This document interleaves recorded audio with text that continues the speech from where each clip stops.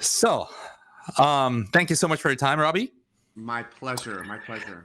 I saw the performance at the Tonys, Oh, the cool. tribute performance. Yeah. How was it? It was wonderful. You starting the tribute part with dancing, and it was amazing. How was it? How was the experience for you? Well, it's always an honor to be included in such a prestigious moment of the year for our theater community, and to get to be asked to tribute Anne Ryan King was beyond humbling. And you as soon as I found out, I just started Googling all of her videos, all of her work. Just make sure you try and find like the essence. And yeah, you just want to pay homage to somebody who was such a big player in our game. I see. Well, wonderful. So in Japan, An American in Paris, the Broadway version will be on screen from this Friday. And could you tell us how you became the crew of the Broadway version? Was there an audition, or was somebody calling you? Could you tell us the story, how it all started for you? Yes. So I was a principal dancer at the New York City Ballet at the time. And Christopher Wheeldon, who's the director and choreographer of An American in Paris, he was actually a former dancer at New York City Ballet as well. And he's done a lot of choreography there. It's kind of where he got his start. And he came to a gala performance where we were tributing Fred Astaire, and I was tap dancing and on stage. And he comes up to me at the dinner afterwards and he says, "Hey, can you sing?" And I said, "Depends on who's listening." And he said, I'm working on a project. I want you to come and audition for me." So I was the first person. It wasn't even. It was at the music director's apartment with him, Chris Wheeldon, and the book writer. And it was so scary. Because I work with Chris all the time, and so I was so nervous to actually sing. So I asked him if it was okay if I just faced the wall and sang. I couldn't sing in front of him, like face to face.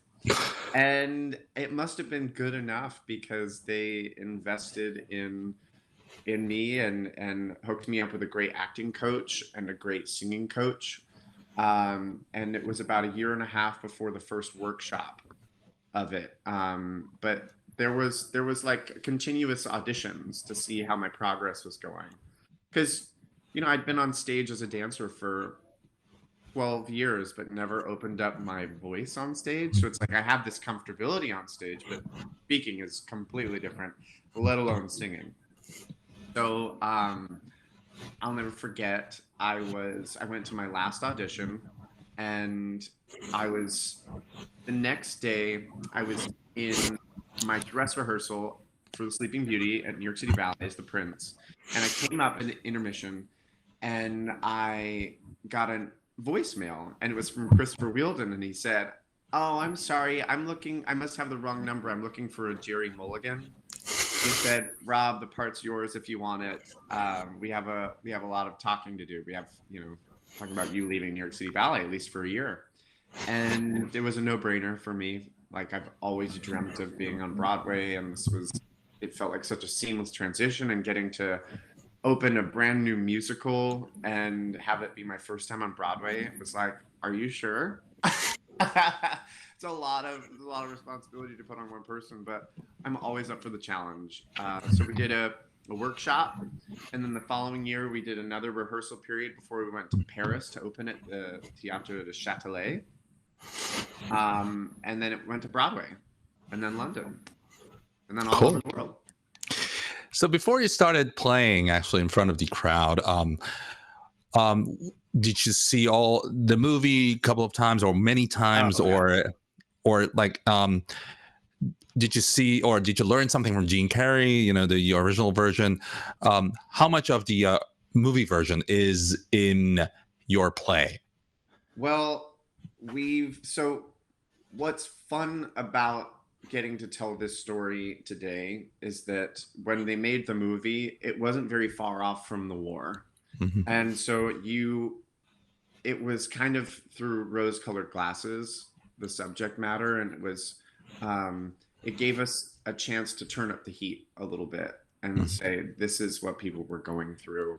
And how artists handle wartime and how they respond to it and how they try and cope. So our version is based on the movie for sure, but we were able to dial it up a little bit. And as far as Gene Kelly goes, he's the dancer who made me want to do what I do today. So I've studied his dancing my whole entire life. And, you know, of course, I watched An American in Paris a couple of times leading up to it. But I felt like I understood his essence and his athleticism as a dancer. And so it was, you know, not trying to live up to that, because there's no way you can live up to your idol. But you pay homage and respect, and you have to think, if he was in the front of the room coaching you, he'd say, you do your version. Don't try to be me. And so you take the mantle, you take the baton, and you keep it going. And so that's kind of how I took the original and made it my own, is hoping that if you were in the front of the room, he'd say, you do your version. Nice. What was the fun part doing it, and what was the hard part doing it? Well, the hard part, let's start with the hard part first.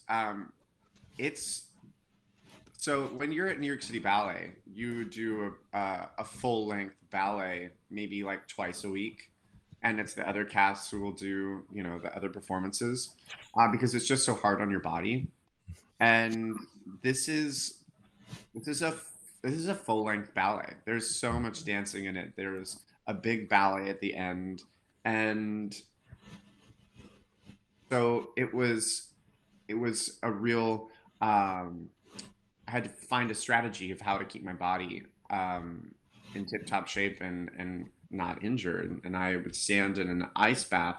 I would be in a big barreled trash can full of ice. Wow. Every show up to like my mid-thigh. Because if I didn't, my legs felt like sausage links. They felt like swollen. Right. And I felt like if I could just get new blood into that area as fast as I could, I would be quicker to recover between each show. And then I had an inversion table where I would hang upside down because the floor wasn't sprung. I was like, if I do this show 8 shows a week, I will, you know, and I don't do these kinds of measures to take care of my body, I won't be able to dance after this.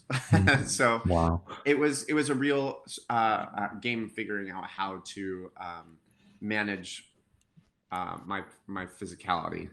The best part about it was everything else. It was to get to play and sing and act and with your friends, and the backstage antics, playing jokes on each other, scaring each other backstage. Like, there's so much fun that happens in a show, and there's so much fun that even happens off stage in the show. It's an honor to be a part of a community of storytellers and people who like to create magic on stage. So, I mean, also you have Gershwin's music, which is right. I think a testament to good music is how many times you can hear it over and over again without getting sick of it. I could hear that music forever. I never got sick of it once. So that means you became really good friends with your, you know, with the cast. Did you share any stories, you know, that really happened off stage, or so fun stories or really interesting stories that you can tell? So when we were in Paris opening the show, the actress who plays Madame Burrell, her name is Vianne Cox. Not the one you see in the film version, but the one who is in Paris and Broadway with us. She and I would, because the backstage area at the Châtelet is very big. And so we would hide behind set pieces and scare one another. And it was, I mean, there's like an age difference between us, and we were just playing like kids. And every time we wouldn't jump out and scare each other, because obviously if someone screamed during the show, that would be really unprofessional. So we would just like would just kind of like slowly peer behind the seats that we were on, and she'd go, "Oh!" And it was you know, just those silly little moments where you think, God, it's fun to do what we do. I mean, countless things that you know I could list off, but it's too many to remember at the moment. But it was so fun. It's so amazing that you did it in the first day. You were so relaxed. Oh, well, no, it took us, you know, well, when you go into a theater, you tech the show for like 3 weeks, right? And we were putting the show together. So there's a lot of time to wait. You're waiting for people to get lighting cues. And so that's when like the antics kind of start, is when like everybody's just sitting around, you know, waiting for their turn. But when it comes to showtime, it's like, you know, you got to deliver. And then you got to figure out how to have fun. Right. Okay. So with the stage director, Christopher Wheeldon, did he say something, or did he give any advices to you to do your role before even starting it? Absolutely. He, you know, he really wanted it to feel like a play with music and dance. I think he wanted it to be really grounded and rooted in reality. And sometimes when you break into song, it loses a bit of that groundedness, that humanity, reality. And it was, you know, he also was like, your body as a ballet dancer is different from a GI. And I think you should bulk up. I think you as a dancer should understand what the physicality would be like to be a soldier during wartime. And it's so true. It's the strength and the muscularity it takes to just lift heavy stuff just changes the way you approach movement. It has a little bit more bulk to it, a little bit more grit. And yeah, there's just little things like that that just kind of season over what you're doing. Staying real as a performer and as a dancer, learning how to physically embody the character. Don't you lose your body balance with that if you become too big? I never got like bodybuilder size, but also if you look at the GIs back in the day, they were slender. They weren't so bulky. There was like a coordination strength, a groundedness. So I wasn't trying to be like Arnold Schwarzenegger or anything. I was trying to just like dial it up a little bit. Right. So talking about ballet, Japan is a country of ballet. There are so many kids learning and enjoying ballet, including my daughter. There are 4,630 schools in Japan, nationwide, ballet school. So, and there are more than like 40 million kids or people learning ballet or dancing, enjoying ballet. Love that. As a dancer, do you have any advices to these Japanese kids who are dreaming to become a dancer in the future?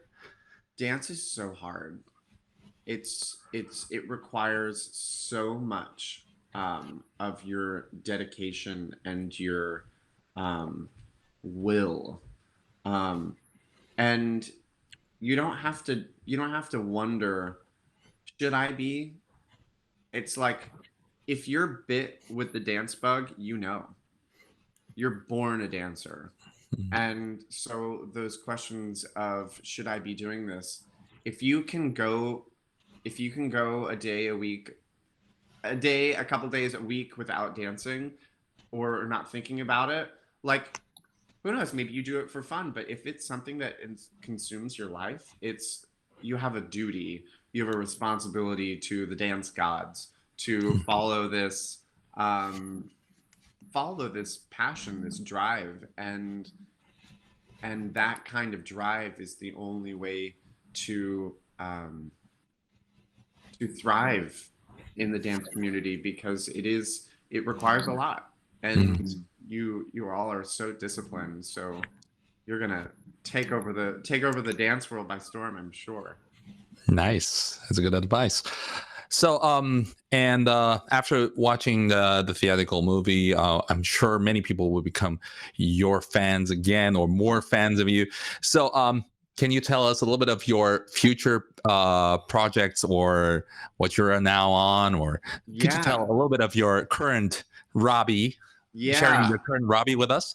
So, during the pandemic, I got really restless, and you can't go to a dance studio; they were closed. And as a dancer, there's only so many ballet bars you can do holding onto your kitchen stove, and you know what I mean, trying to stay in shape. I actually started a flower company because it was a way to stay creative, and I was surprised at how similar flower arranging is to performing. You go into a studio and you create, and then you bring it to the recipient or the audience. And it was actually when I was in London doing an American in Paris, I enrolled at the Covent Garden Academy of Flowers on a day off. And I loved it so much, it was like therapy. And so I started bartering free tickets for the show for free classes at the flower shop. And that's kind of how my love for flowers started. And I think just a piece of advice to all the dancers who have been struggling during this time, not having an outlet. We're creative people, and just because you don't get to use your body for a certain amount of time, whether you're injured or whatnot, doesn't mean that you don't have that ability to find joy and happiness and translate your love of movement. I translated that to movement of flowers and wanting them to dance inside the arrangement. And I think if you take that kind of creativity into everything you do, you'll be set, because also the life of a dancer isn't very long. And so it's trying to figure out how to take the skills that you've honed as a dancer and move them forward. Other stuff that I'm doing is I'm working on creating a bunch of projects, working with writers and composers, and being a little bit more on the creative side. But this November, I'm performing for Twyla Tharp at New York City Center with a bunch of dancers from New York City Ballet, and it'll be really fun. That's wonderful, and good luck for that. Thank you. And so the last question would be, to the audience, the people who are watching this, I'm sure they're going to see the movie An American in Paris. Maybe some people watched the movie before. Maybe it's the first time they see even this, or didn't know the story for the first time. So could you share a little bit where they should watch, what to watch, and what part of you to watch? A little bit of a hint to enjoy the play more. Well, it's going to be in the cinemas, right? Right. I mean, to be in a theater is so closely similar to being in a Broadway theater. The lights dim down. There's that anticipation before the movie starts, and I think you can achieve that at home too if you're watching it at home. But there's something about being around people and enjoying a theatrical experience. I think that's what we do as performers. We want to get people together. So whether you're sitting next to strangers, or you're getting your family together and sitting at your home, I think the greatest thing about what we do is we get to bring people together. My favorite part in the show is the scene at Gallery Lafayette, the perfume shop, because it feels like the most throwback Broadway moment, and it just makes me so happy to just get to let loose. It's the moment where I think Jerry realizes that he has something to live for, other than just his art, just him and his sketch pad and his paint canvas. He realizes there's somebody who makes him feel that hope again, after the PTSD of war. And I think that's, a timely feeling of reemerging for all of us into having more hope and more belief that we'll come out of this crazy time, and it'll be a distant memory. But yeah, that I think we all just want something to hope for and something to believe in, and I think you see that in that moment, especially. Yeah, it's a wonderful timing to see that story. I think, especially in this moment of pandemic, or we're getting through it. So it's just a hard connection between the story, and it also relates, or there's a synchronicity, I think, between the story and the days we're living now. So absolutely. Yeah, I'm sure they're gonna like trauma. it. Kind of trauma. Well, thank you so much, Robbie, for your time. And that's for the interview. I'm honored. Yeah. Are you happy with the interview? Is it okay? Yes, loved it. It was wonderful. Thank you so much. Thank you so much. Okay.